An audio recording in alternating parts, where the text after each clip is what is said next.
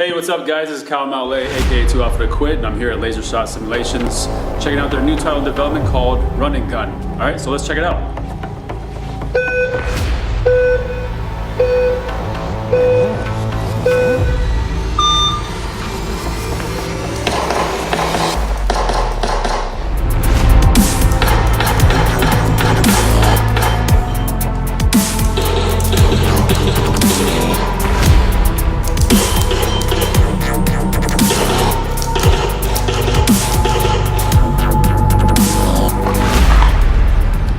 Alright guys, so you can see that's not as easy as it looks.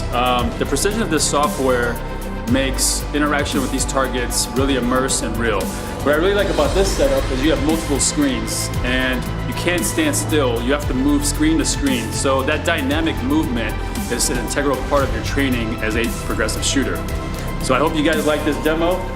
Check out Laser Shot Simulations on Instagram, check out their website, and give them a follow. Thanks.